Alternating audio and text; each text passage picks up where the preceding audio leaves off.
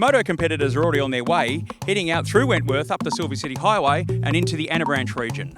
Good morning and welcome to day 2 of the 2024 Sunraysia Safari Cross Country Rally. A massive day heading out onto the Anna Branch region for the first time in many years for this morning's competition. A very long, hard testing day for competitors. We start right up the top of the region, right off the Silver City Highway actually, a short, sharp blast of about 34 kilometres through the Wyndham station. Really interesting terrain, very diverse and unlike anything we've seen on the safari for many years.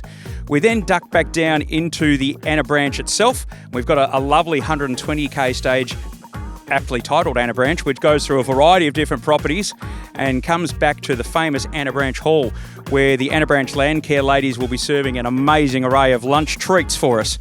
Then we have a fairly decent transport stage right up to the top of one of our favourite properties, Walkaroo, which will bring us right back down to close to Wentworth for this evening. All in all, about 275 kilometres of competitive stages today in fairly hot and potentially blustery, windy conditions. There are many categories in the Sunraysia Safari Cross Country Rally, and not all of them are like Adam Kaplan's state-of-the-art Revo.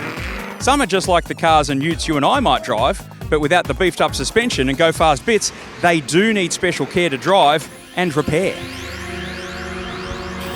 I'm driving the angle grinder, mate.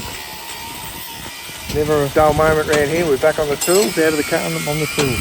This is not the kind of vehicle that you'd be used to working on, is it? No, it's more of a production car, so a lot of standard parts, so you're really pushing the standard parts to the limits. With Class 7, you've got to go to what the terrain is and be a little bit careful on the parts, and you've got to replace a lot of parts. You're only allowed to use standard parts, so you've got to take your time, and it's a bit of an art to drive in Class 7.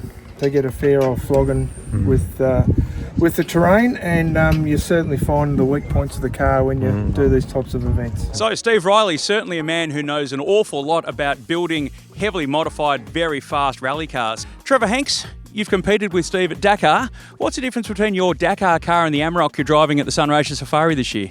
Well, suspension, looking after it, totally different cars, chalk and cheese, and I suppose the price. I mean, my car's a fairly budget car. People thought I stole it, but it only had half a tank of fuel in it when I bought it, so not true. Yeah, look, totally different cars. You've got to go slower. You've got to look after your car. Yeah, we broke a spring yesterday, hit a bump too hard, don't know which one, but we did one, and the boys found it at lunchtime. New springs last night. We're ready to go today.